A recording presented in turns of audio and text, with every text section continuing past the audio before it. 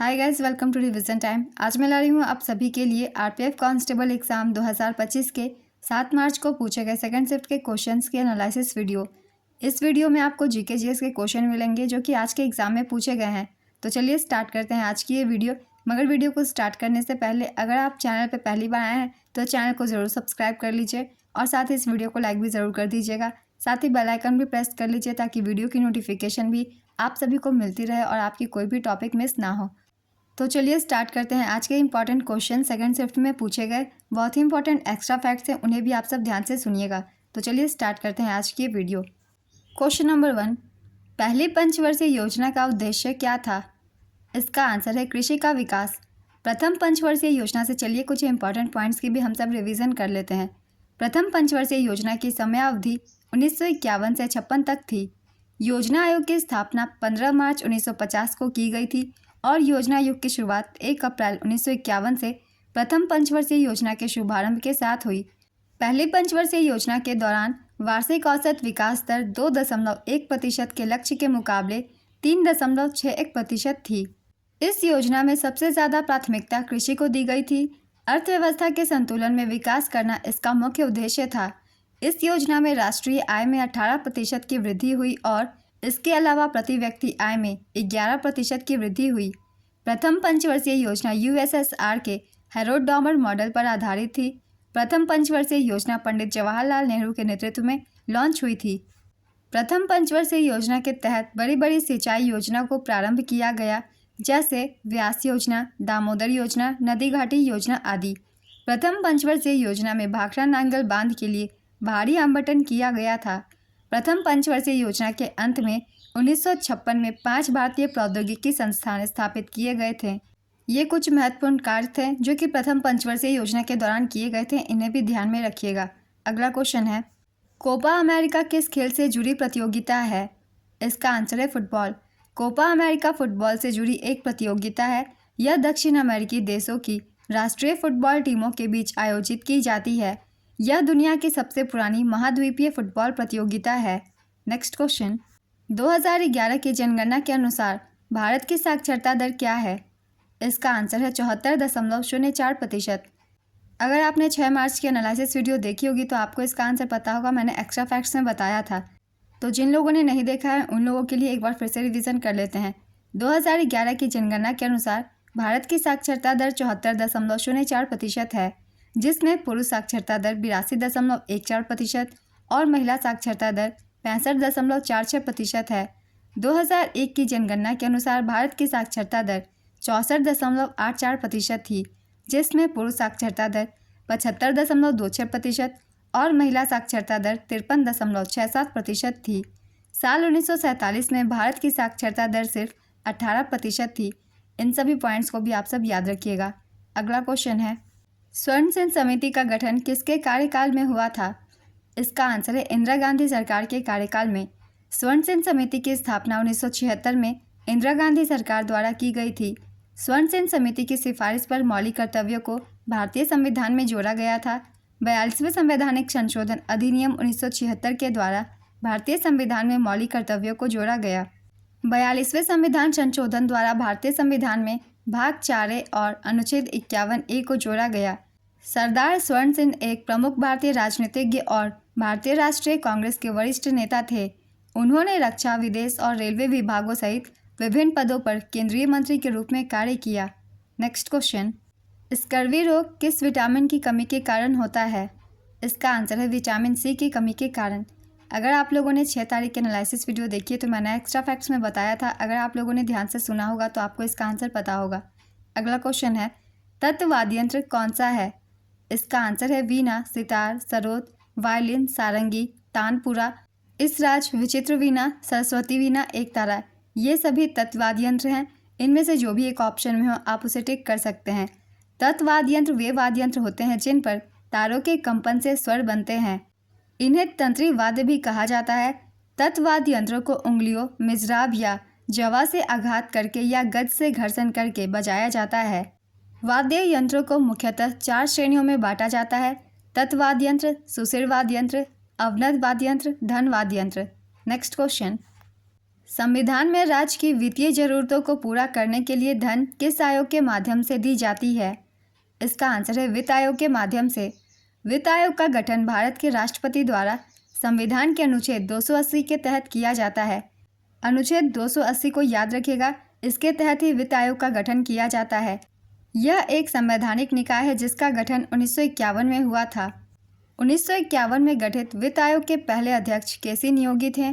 15वें वित्त आयोग के अध्यक्ष एन.के. सिंह हैं और 16वें वित्त आयोग के अध्यक्ष अरविंद पनगड़िया नियुक्त किए गए हैं। नेक्स्ट क्वेश्चन, 1975 में आपातकाल कितने महीने तक चला था? इसका आंसर है 21 महीने तक। भारत में साल 1975 में लगा आपातकाल 21 महीने तक चला था। यह 25 जून 1975 को लगा था और 21 मार्च 1977 को खत्म हुआ था।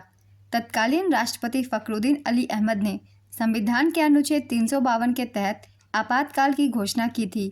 यह घोषणा इंदिरा गांधी सरकार की सिफारिश पर की गई थी। नेक्स्ट क्वेश्चन, पंचतंत्र के रचयिता कौन है? इसका आंसर है विष्णु शर्मा। सतपुड़ा पर्वतमाला किन नदियों के बीच में है? इसका आंसर है नर्मदा और ताप्ती के बीच में। सतपुड़ा पर्वतमाला भारत के मध्य भाग में स्थित है। यह पर्वतमाला मध्य प्रदेश, महाराष्ट्र और छत्तीसगढ़ राज्यों में फैली हुई है। यह नर्मदा और ताप्ती नदियों के बीच फैली हुई है। सतपुड़ा पर्वतमाला में राजपीपला पहाड़ी, महादेव पहाड़ी और मैकाल श्रेणी शामिल है। सतपुड़ा पर्वतमाला की सबसे ऊंची चोटी धूपगढ़ है। इस चोटी का नाम भी याद रखिएगा। अगला क्वेश्चन है, मंजीरा किस धातु से बना होता है? इसका आंसर है पीतल, कांस्य, तांबे के जस्ता या बिल धातु से। मंजीरा को हाथों में थामे जाने वाला जहाजों के जोड़े के रूप में भी जाना जाता है। नेक्स्ट क्वेश्चन, कौन से दो देशों के बीच असैन्य परमाणु समझौते पर हस्ताक्षर हुए हैं? इसका आंसर है भारत और अमेरिका। मौर्य शासन की सबसे छोटी इकाई क्या थी? इसका आंसर है ग्राम। मौर्य साम्राज्य में प्रशासन की सबसे छोटी इकाई ग्राम थी। ग्राम का प्रधान ग्रामिक कहलाता था। ग्रामिक ग्राम सभा का भी प्रधान होता था। नेक्स्ट क्वेश्चन, केंद्रीय महिला एवं बाल विकास मंत्री कौन है? इसका आंसर है श्रीमती अन्नपूर्णा देवी। पेशवा बाजीराव द्वितीय ने किसको गोद लिया था? इसका आंसर है नाना साहेब को। नाना साहेब का जन्म धोंदूपंत के नाम से हुआ था। नेक्स्ट क्वेश्चन, प्रधानमंत्री नरेंद्र मोदी ने 26 सितंबर 2024 को कितने परमरुद्र सुपर कंप्यूटर राष्ट्र को समर्पित किए हैं? इसका आंसर है 3। ये 3 सुपर कंप्यूटर दिल्ली, पुणे और कोलकाता में इंस्टॉल किए गए हैं। साथ ही 26 सितंबर को ही देश के लिए अर्का और अरुणिक 2 हाई परफॉर्मेंस कंप्यूटिंग सिस्टम का भी उद्घाटन किया गया। 3 परमरुद्र सुपर कंप्यूटरों के चालू होने के साथ 21 नवंबर 2024 तक 32 पेटाफ्लॉप की संयुक्त गणना क्षमता वाले कुल 33 सुपर कंप्यूटर विभिन्न शैक्षणिक संस्थानों, अनुसंधान संगठनों और अनुसंधान और विकास प्रयोगशालाओं में तैनात किए गए हैं। नेक्स्ट क्वेश्चन, भारत में तीसरी पंचवर्षीय योजना का मुख्य उद्देश्य क्या था? इसका आंसर है अर्थव्यवस्था को स्वावलंबी एवं स्फूर्त बनाना। तीसरी पंचवर्षीय योजना की अवधि 1961 से 66 तक की थी। यह योजना पंडित जवाहरलाल नेहरू के नेतृत्व में लॉन्च हुई और इसके उपाध्यक्ष गुलजारी लाल नंदा थे। योजना का आकार था 7,500 करोड़ रुपए का। इस योजना में जीडीपी का वार्षिक लक्ष्य 5.6% रखा गया था। यह योजना असफल रही तथा इस योजना में सिर्फ 2.8% की उपलब्धि हुई। इस योजना में कृषि तथा उद्योग दोनों को प्राथमिकता दी गई थी। इसका लक्ष्य कृषि में वृद्धि के साथ ही गेहूं के उत्पादन में वृद्धि करना भी था। इस योजना के असफल होने का प्रमुख कारण यह था कि इसी समय भारत चीन युद्ध और भारत पाकिस्तान युद्ध चल रहा था। तीसरी पंचवर्षीय योजना के काल में ही पंचायत चुनाव की शुरुआत हुई। तीसरी पंचवर्षीय योजना के समय ही राज्य विद्युत बोर्ड तथा राज्य माध्यमिक शिक्षा बोर्ड की भी स्थापना हुई और राज्य सड़क परिवहन निगमों का गठन किया गया। स्थानीय सड़क निर्माण राज्य की जिम्मेदारी बन गई। तीसरी पंचवर्षीय योजना की दयनीय विफलता के कारण सरकार को योजना अवकाश घोषित करना पड़ा। इस बीच अवधि के दौरान 3 वर्ष की वार्षिक योजनाएं तैयार की गई। इनकी अवधि थी 1966 से 67, 1967 से 68 और 1968 से 69। तीसरी पंचवर्षीय योजना के दौरान भारत ने पहली बार IMF से उधारी का सहारा लिया। रुपए का मूल्य पहली बार 1966 में अवमूल्यन किया गया था। तो ये सारे इंपॉर्टेंट पॉइंट्स थे तीसरी पंचवर्षीय योजना से संबंधित। अगला क्वेश्चन है, EEE का पूर्ण रूप बताइए। इसका आंसर है electrical and electronics engineering. E3 का मतलब होता है इकोनॉमी, एनर्जी एंड एनवायरनमेंट। दोनों ही अलग अलग है, इन्हें ध्यान में रखिएगा। नेक्स्ट क्वेश्चन, 1857 की क्रांति के समय ब्रिटेन में किसका शासन था? इसका आंसर है महारानी विक्टोरिया का। अभिज्ञान शाकुंतलम किसकी रचना है? इसका आंसर है कालिदास की। यह एक नाटक है। यह नाटक महाभारत के आदि पर्व के शकुंतलोपाख्यान पर आधारित है। यह नाटक 7 अंकों में बटा हुआ है। इसमें राजा दुष्यंत और शकुंतला की प्रेम कहानी को बताया गया है। कवि कालिदास को भारतीय शेक्सपियर के नाम से जाना जाता है। कालिदास राजा चंद्रगुप्त द्वितीय के दरबारी कवि थे। नेक्स्ट क्वेश्चन, राज्य विधानसभा की अधिकतम संख्या कितनी निर्धारित है? इसका आंसर है 500। भारत के संविधान के मुताबिक किसी राज्य की विधानसभा में सदस्यों की संख्या 60 से कम और 500 से ज़्यादा नहीं हो सकती। विधानसभा के सदस्यों को विधानसभा क्षेत्रों से सीधे चुना जाता है। विधानसभा के सदस्यों का कार्यकाल 5 साल का होता है। विधानसभा के सदस्यों को MLA भी कहते हैं। तो आज के सेकंड शिफ्ट के क्वेश्चंस कंप्लीट होते हैं। अगर आप सभी को ये वीडियो हेल्पफुल लगे तो वीडियो को लाइक ज़रूर कर दीजिएगा और इस तरीके की एनालिसिस वीडियो के लिए चैनल भी ज़रूर सब्सक्राइब कर लीजिए। फिर मिलते हैं अगली वीडियो के साथ। आप सभी को आने वाले एग्जाम्स के लिए ऑल द बेस्ट।